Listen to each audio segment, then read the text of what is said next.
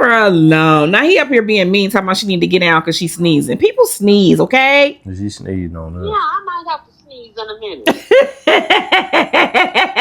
Quit it. You quit it. I'm telling Gigi not to sneeze. I don't know where you've been, but I'm glad that you're here. Gonna take you by the hand and lead you to the dance floor. Girl, it's our time, just you and I. Don't. What you eating for lunch today? You want us to bring you some lunch? What y'all gonna bring? I don't know. What you got to taste for? When we go, we gonna probably be leaving out the house and maybe like probably like around 12:31, 2. Oh, 2. It'll be like a later lunch because I still got some stuff I gotta take care of, and then we'll bring lunch by there before we can, or we can bring something to eat before we go to check out the venue. I mean, not check it out, but I gotta do my last walkthrough and measurements and stuff with this lady. Okay, so you all gonna bring me something before you all start your ride? Yeah. Oh, a baked potato would be good, wouldn't it? But I don't want it from the. I don't want it from the Reggio's. Those is closed. Today is Monday. Oh, it is. I think they closed on. Mondays. Yeah, I think so. Whatever y'all bring, I'll eat it. All Okay, right. well we'll call you before we get ready to head your way though. Look here, I don't want a hamburger though. Okay, we'll make sure it's something good. Okay, I know you will. You already know. That big-headed boy over there, I'm telling him, he might say, "Let's bring her some ghosts." So what? He might say. Now he up here being mean, talking about she need to get down because she's sneezing. People sneeze, okay? She sneezed on her. Yeah, I might have to sneeze in a minute. Quit it. You quit it. I'm telling Gigi not to sneeze. Say hello to the people. We're recording, so say hello to our YouTube family. This is my beautiful mother-in-law, you guys. Well, hello, young folks. How are you all doing? You wonderful people. How are you doing? Hopefully all is going good for you. Have a good day. Love you. We love you. Yeah, you be sure to really edit that. I am. I am. I'm from Texas. Love you, people. Love you too. All right, Mom. Okay, baby. All right. Love you all. Love you too. Bye. Bye. Hey, y'all. What's going on, y'all? We just got off the phone with my beautiful mother-in-law, who I love so much. And we just wanted to come on here. Y'all see, we just got through cooking some breakfast, and my baby was motivating me. So Yeah, I was telling my baby, in order for her transition to run smoothly, she really has to just ride the wave, from work to full-time ministry. She just has to ride the wave that God has given her, and just understand that she said that she felt like the job. Hold on, babe. Mom calling back. Hello? Oh, I'm sorry. I wasn't calling. Oh, okay. All right. Okay. It was a butt dial. My mother, you all. So she was just saying how the job didn't make her feel good. And my thing is, how long will you stay somewhere you're not wanted? How long will you stay somewhere that doesn't make you feel good, your best? And God has already given my wife the green light on where she needs to be. Amen. He's already given it to her. You all know it. You've seen her on Wisdom Speaks Life on her ministry channel. You've seen her here. Yeah. So this is where you're supposed to be. And I've told her this on several occasions. Yeah, and I've preached it to her. I've ministered it to her. I've cheered her on, all the things. But she is going to have to receive it, not from me, from God, and move on it. Yeah. You know, and the thing is, like I told her, you know, when I say all money ain't good money, I mean, you can't take it with you. Facts. Even the richest folk, they didn't take Michael Jackson, rich. He didn't take not a cent with him. Not a penny. Prince, not a cent has Not gone with him. Not a penny. So when I said Luther Vandross, not a cent with him. You know, and these some of the wealthiest people. Yep. So go where you appreciate it, Yeah. not tolerate it. I think the biggest thing is that it's whenever you work in corporate America, you are literally just a cog in the machine. You are literally just someone there to perform and produce numbers. That is it. That is all. So there's not the same level of concern given to your health, your wealth, your mental well-being, any of that. If you injure yourself, they want to know when you're coming back. Like, you don't, like in most jobs, if you had to go out for surgery or something like that, you would sort of be at peace because you know that, you know, this is surgery and your job is going to be understanding and whatever. But when you're in a corporate environment, the pressure is that, oh my God, I got to get back to work, because you know that underneath that, oh, we hope you get better, is really, when is she coming back to work? Because we got to produce, you know? And so that's really what it boils down to. But God told me before I came here to Dallas that this job was just a vehicle for me to get here. And he spoke that to me so clear to my spirit, because I actually didn't want to take this job. I cried, but it was just a sort of a natural, I guess, transition and progression from being on the franchise side of the business to going to the corporate side of the business. And my skill set took me there. You know, my performance got me there, but it wasn't something that I wanted to do long term. The main thing was that God brought me here. And this is where ministry blossomed. This is where my husband was. This is where everything that God showed me years prior was, you know?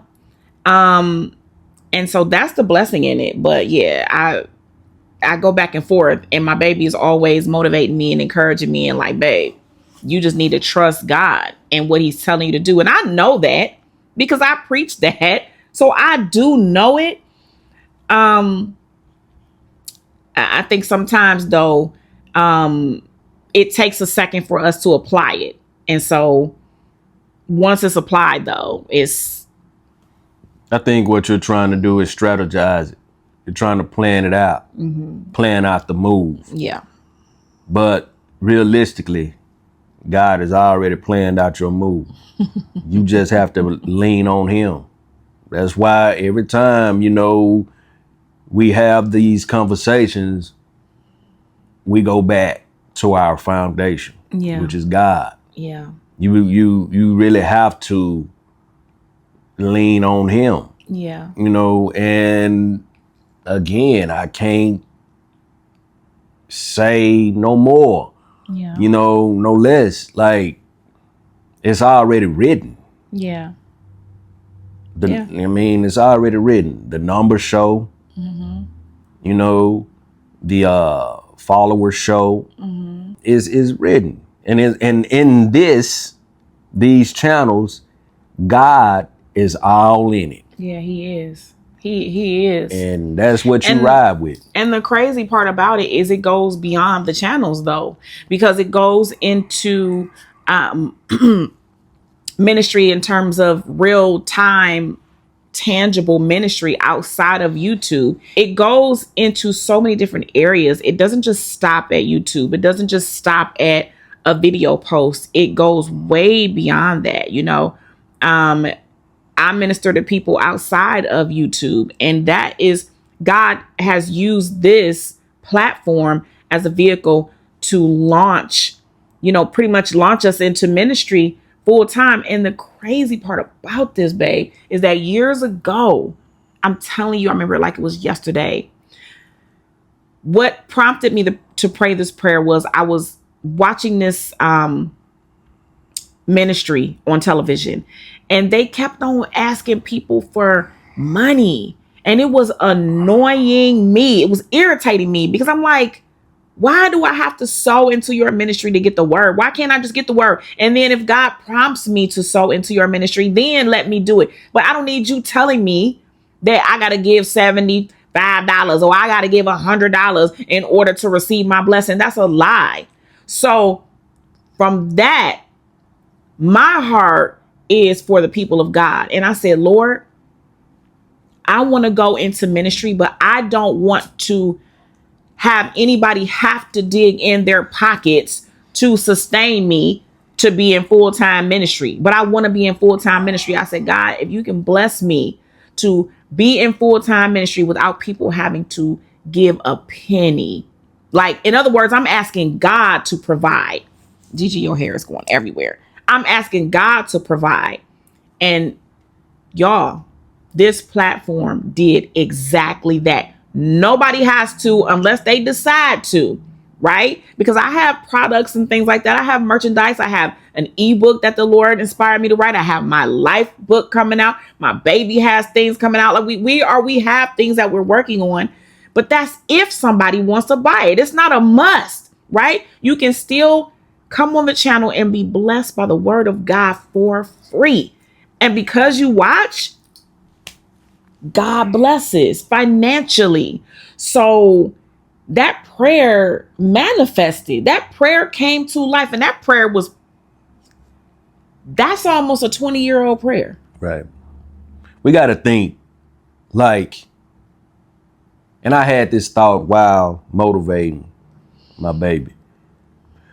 What if he procrastinated? What if he straddled the fence on us? Just hold that thought for a minute. Like when we ask,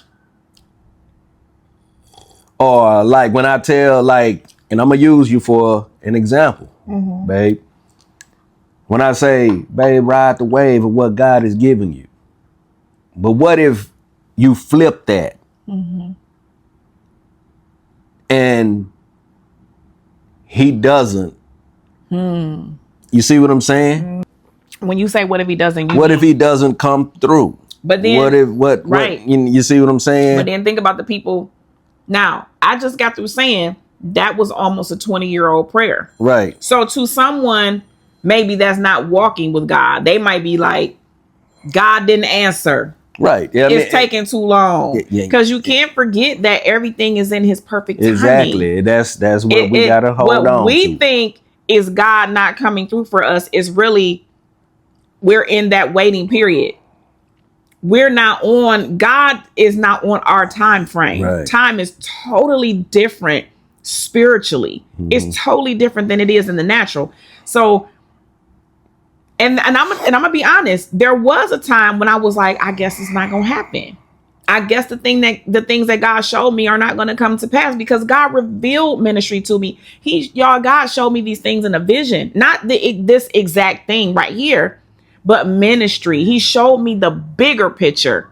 And I was so sold on the fact that that's what God is going to do. And I didn't know how, but years went by, things happened in my life that weren't good. Right. Things knocked me off my square. I was down, like broke, like things happened in my life that just made it feel like it wasn't the time. It wasn't going to happen.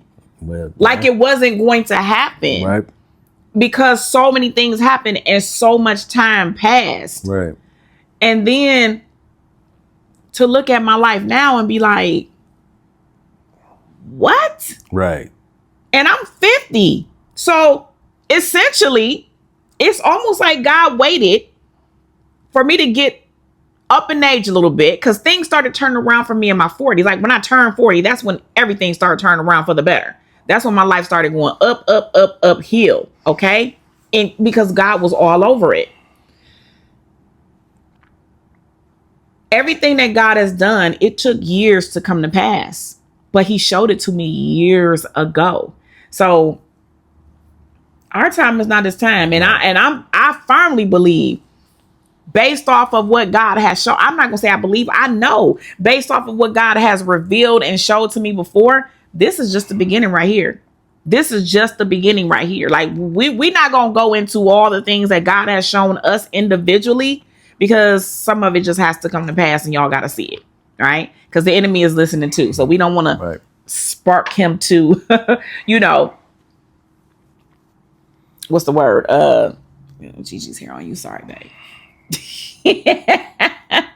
But we don't want to incite the enemy, right? Because he already upset at what God is doing for us. Yeah, he look a hooing and he rubbing. Yeah, exactly. But God is doing so many things with us. And babe, I really do appreciate your motivation, because I'd be needing it more than you know. And when you do it, it's so natural to you. Like he does it without, it just comes out. I could just be like, he'd be like, what's going on, babe? I could be in deep thought and not even saying nothing. He'd be like, babe, what's going on? Where you at? Where's your mind at? And I'd be like, I was just thinking about this. And if I should make, I feel like God is telling me to do this. But, because we're human, we get that. Do I take this leap of faith? What if it doesn't work? What if something goes wrong? What if everything blows up? Yeah, those doubts. And that's the thing about our marriage. Mm-hmm. That's the thing about our closeness that we have. You know, we feed off each other. We sense when things are off, and that's where we pick each other up at. Yeah, amen. And that's the thing. So, and I guess, and I will say I get it, from the coaching side of my life, that I, when I've coached my boys and my daughters and everything that I've done. Yeah. So that's where it comes from. And I've always been told I could be a motivational speaker. Yeah. I didn't believe it. Mm-hmm. And but why didn't you believe it? Was it because all the things that happened in your life? Many things knocking you off your square and sidetracking you? Right. And that was why I didn't believe it. Mm-hmm. But experience is the best teacher. Amen.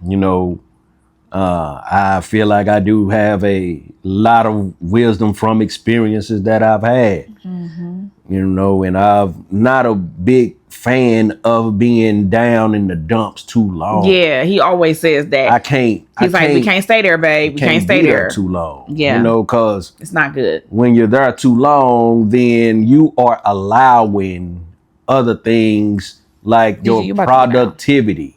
Mm-hmm. You're allowing ideas that you've had, that you have. Mm-hmm. You're allowing all of that stuff to pass you by. Mm-hmm. When you could be implementing those things right now. Yeah. So. Yep. Your right nows are important. Yes. You can't, don't put off tomorrow what you could do today. Don't do it. That's my motivation from day to day. Yeah. Even when I'm down, because I am human myself, of course. So I have those, but I have to talk myself up. And you have your wife that can talk you up too now. And that's the thing, behind every great man, there's a strong woman. I ain't gonna just say good. I'm gonna say there's a strong, great, gorgeous woman. Hey, you, babe. And so that's what we do. That's what I do. Yes. So everything that I've been through has taught me to be strong, to lead strong, and that's where I'm always gonna be. And I always try to. It's not hard though for me to give him the same push that he gives me when I'm down. Man, I'll be like, babe, think about everything that you've come through. Think about where you are now. Just go with that. Go with the fact that God has you where he has you now. Stick with the fact that you're blessed now, you're favored now, right? And then think about everything that you've come through, and it hasn't been in vain. Right. It has not been in vain. If you could survive all the things that you survived in your life, right, You can survive anything. And then this is another thing that I told my baby, because you all know that he lost his younger brother. And that was, still is devastating, right? It wasn't, Right. it still is.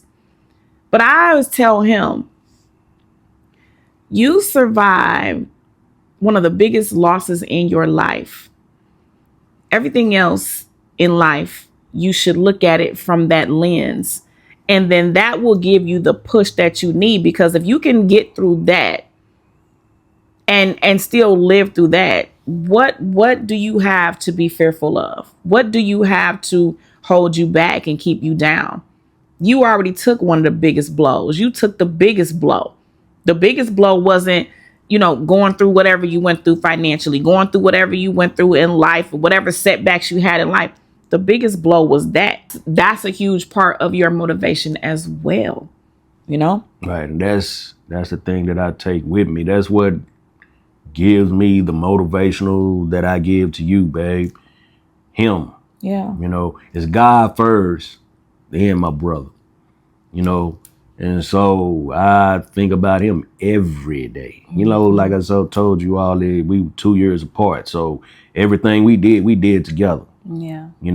And I wished he was there for our wedding. I know you all are gonna say he was there in his spirit, but it ain't nothing like his physical. Yeah. But Yeah. that's the selfishness of us when we're dealing with the spiritual. But somebody told me when my brother passed, he's not ours, he's his. And it didn't make sense. I was like, oh, he in my family, he my blood. That's my brother. Yeah. But before he was even ours, he has always been God's. Yep. He just went back home. Yeah. And I can see as I talk and I speak it now, I'm better with it. It's been 10 years. Yeah. So that's a loss like it. that is never anything that someone gets over. You don't ever get over that. You deal with it. You learn how to deal with it and how to keep living beyond that. But at the same time, it lights a fire under you, one that tomorrow's not promised to anybody. Right. And this is what I take from a lot of the motivation that you give me, because it's like, we make decisions as if we have forever to live, as if tomorrow is promised to us, as if we know the future, and we don't. Now, we know that our future is good because God told us that it is, but we don't know everything that's around the corner. And we move a lot of times like we do, and we have to always remain sober, meaning always be cognizant and mindful of the fact that tomorrow's not promised to us, and we see it every day. When we lose people, these are our sober reminders to do what we need to do in this life and live the way that we need to live in this life, because we don't hold the future in our hands. God does. Right. So yeah, thank you for your motivation, babe. Well, thank you for yours. I this is my friend.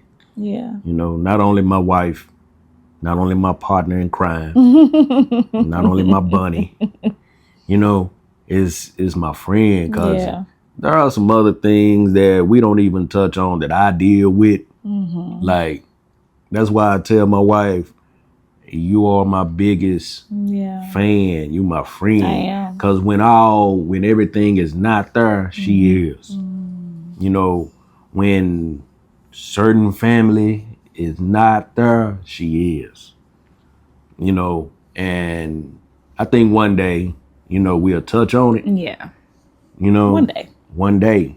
Because it's real. I battle with it, y'all. I'm telling y'all, I battle with it. And she knows it firsthand. Like right now, but I'm strong with it. Yeah. Because I know I got God on my side. And I done gave it to him. And God has blessed you so much that it's almost as if he's giving you other things to focus on Right. Exactly.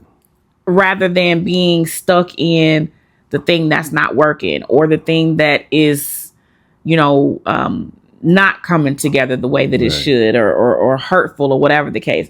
God is giving you so many other things to be focused on. And that's what I And, mean. I can't yeah. stay there too long. Mm-mm. Even though it's real, it tugs at the heart. It's one of those. It's one of those things. Mm-hmm. So, but I can't. I got my wife.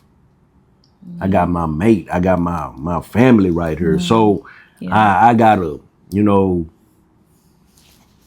shake it off. Go on and push on. And also spending time with God, Right. getting closer to God, Yeah. is the key to a lot of that healing that needs to take place as well. That God gives us a partner to help us heal and to help us sort of mend the things in our heart that we maybe didn't know that we needed mending. But that time in God's presence is definitely the thing that, really brings you back to what's important. And God helps to heal that. And he gives you wisdom throughout those times in his presence to be able to deal with your real life circumstances and situations. So, Right. yeah, it's a blessing. It is. Yeah, it is. But y'all, we are going to run some errands today. We gotta go take mama something to eat. Yeah, we got to take mama something to eat. And we might let y'all say hey to her. Yeah. Yeah. Mhm. Yeah. Gotta let y'all see mama. If she want to get on camera, that's if she want to get on camera. I don't know, because she's serious about the way she look now. Her Right. hair done, and she look. And my mother-in-law be stepping, y'all. You hear me? She wear heels and everything. I'm talking about she steps. Okay. Show y'all what 75 look like. Listen, she steps. All right. I love you. Mwah. Won't he do it? Won't he do it? Mwah. Mwah. All right. My honey bunny. My sugar wooger.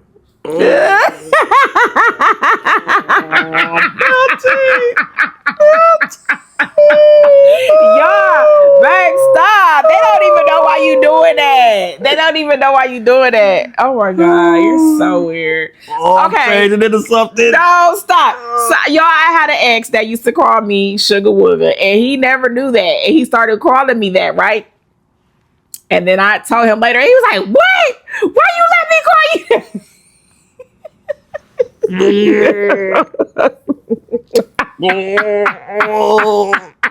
Babe, stop. My eyebrows are falling It's off. okay. It's nothing wrong with that. My father used to call me Sugar. So it's like, okay, it's okay. I talked about this in one of my videos on my channel too. And he's like, babe, you didn't know. So it's original, honey. It's not. It's what. I'm losing my voice. My esophagus is coming out. Babe, it's obviously meant to be my Caramel cookie.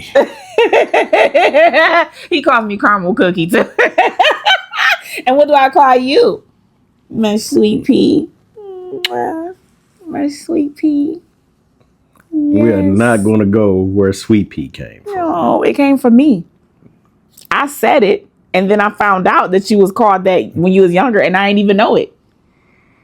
Yeah, that's what my mama and her friends, when I was born, And I never knew that. that's what they came up with. I never knew that. Because I was so little as a baby. And then when I was one day we was talking, and I was like, "Hey, sweet pea," and he was like, I was like, "Babe, why you call me that?" like, why you call me that? It made him happy, y'all. He Yeah, was like, it "You did, but call me it that." was kind of like It made him happy though. I'm like, where you get that from? But what did you feel though? What was your feeling on it? It was, it felt good. It's the relationship between her and my mom, like that. Mm-hmm. And that was another thing when we became one. Before we were one, she loves my mother. Mm-hmm. I had to call my older brother, and they even talked to my brother above us. Like, man, I think we got us one, man. I called my older brother. I was like, man, she loves mama. Because let me tell y'all, my mama was our mother and father. So she And she don't cut no corner on when she talks to us. She say what she gonna say. She gonna say it. And she's one of them old school tough mamas that if you gonna, can't handle the truth, you can't handle the heat, get out the kitchen. If you sitting down talking to her, some might come off her tongue. You be sitting there like you be like, ooh, Jesus. Did she just say that? And me and my brothers, we used to always. And she just said that. Our friends would come meant over. It. And she'll say something, and we'd be like, "I told you." We used to it. So I think that happened to me the very first time I had a conversation with her. I was just like, "Yeah, see her face."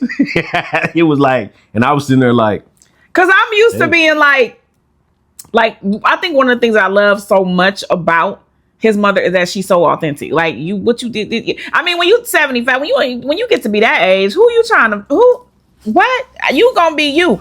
But I feel like this has always been her though. Like I feel like this ain't just happened because she got older. Straight up. And when we were talking, I'm not gonna say what she said, but she said something. I'm not gonna say what she You cannot say what she said. But we was talking about a situation, and she said something, and I was just like, I'm used to being a little bit more like, I don't want to say proper in my conversation but I was like, oh, okay. Yeah. Like, I guess I could just be mediated with her. Like, so that's what I love about her. But and then the crazy part about it is she's proper now. Don't get that twisted. Oh, she's articulate. Yeah, I wasn't talking about proper like far as her. I was talking about far as me being proper and just being kind of like tiptoeing around, like not tiptoeing, but just like not saying whatever is on my mind. But with her, I could do that. But with her, she's so proper. Y'all heard her talking, and she's like, "Oh yeah," but she talking that sweet voice, but she be cutting like a knife. Mm-hmm. That's my mother-in-law. Love her. But yeah, y'all, we gonna get back with y'all. In a few minutes. We'll talk to y'all in a minute. See y'all in a bit. Bye. And we out.